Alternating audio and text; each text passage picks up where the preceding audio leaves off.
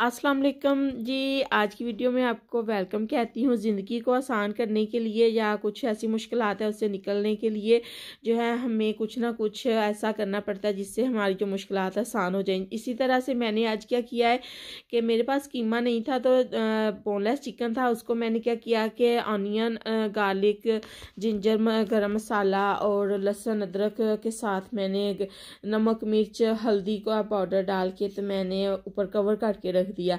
जैसे ही कवर किया तो जो चिकन था बोनलेस वो गल गया और मैंने इसी वुडन स्पून की मदद से उसको मैंने श्रेड कर लिया। कोई हाथ से या चॉपर से नहीं किया। अगर करना चाहती तो चॉपर के साथ भी मैं इसको कीमा बना सकती थी, लेकिन मैंने सोचा क्यों ना आसान तरीके से करूँ। मैंने इस तरह से ऊपर इसको हल्का हल्का टैप किया तो ये देखें ये सारा चिकन जो था गला हुआ था पहले और ये श्रेड हो गया।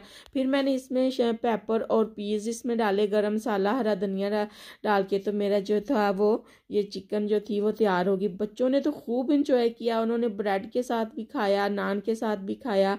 तो थोड़ा सा इसमें योगर्ट डाल लें तो उसके साथ जो है बड़ा अच्छा सा फ्लेवर आता है। तो टमाटर नहीं डालें तो उसकी जगह पे आप योगर्ट भी ऐड कर सकते हैं या फिर टमाटर डाल के तो आप इसको रेडी कर लें। अच्छा, ज़िंदगी को आसान करने के लिए इंसान कोशिश तो करता ही है कि कुछ ना कुछ अपने लिए बेहतर से बेहतर करे। तो कुछ लोग होते हैं कि वो अपने ही मुल्क में रह के अपनी ज़िंदगी को आसान करते हैं, कोई ना कोई जॉब करते हैं या बिज़नेस करते हैं। कुछ लोग होते हैं कि वो बाहर के मुल्कों में जाने की कोशिश करते हैं। हम लोग भी इसी तरह से थे। बचपन हमारा पाकिस्तान में गुजरा, वहीं पे हम लोगों ने पढ़ाई की, वहीं पे हम लोग बड़े हुए, हम गांव के रहने वाले थे और वहीं पे हमारी तालीम हुई।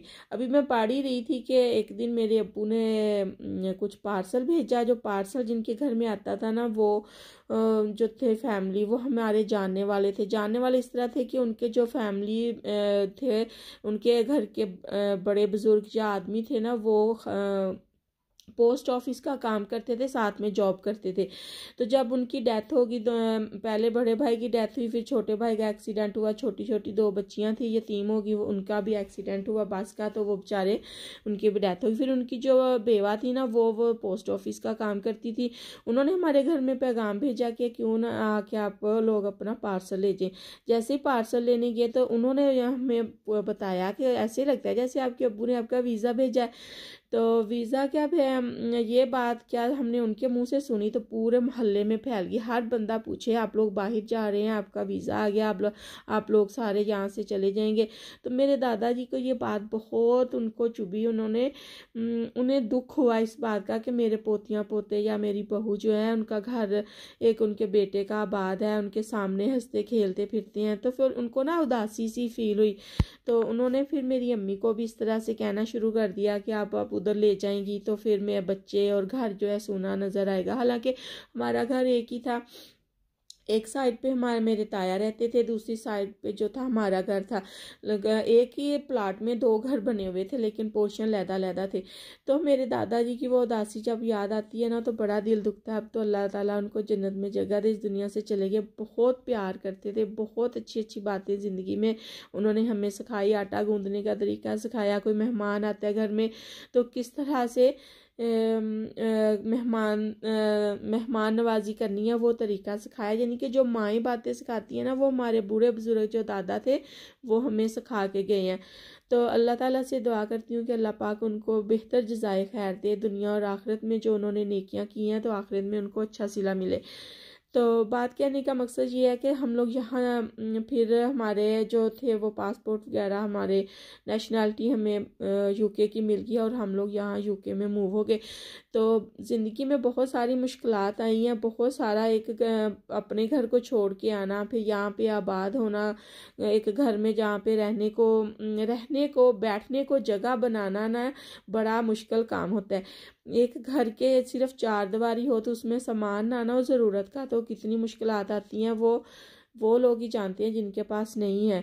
तो पाकिस्तान में क्या होता है कि माँ बाप जो है सारी उम्र माएँ अगर जहेज देती हैं ना, नानियाँ दादियाँ तो जहेज देती हैं बेटी को तो वो अपनी बेटी के लिए संभाल के रखती हैं। अब तो खैर ज़माना बदल ही गया है, हमारे एज में तो यही था।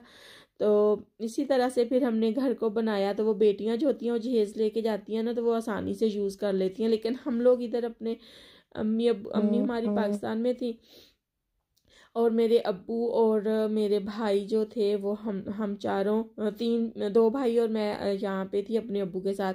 तो बाकी स्टोरी मैं आपको बाद में बताऊंगी इंशाल्लाह आहिस्ता आहिस्ता कि किस तरह से हम लोग यहाँ पे मूव हुए और किस तरह से हमने अपनी ज़िंदगी में स्ट्रगल देखी। फिर इसके बाद हम लोग यहाँ का रहन सहन और बाकी सारी भी बातें होंगी।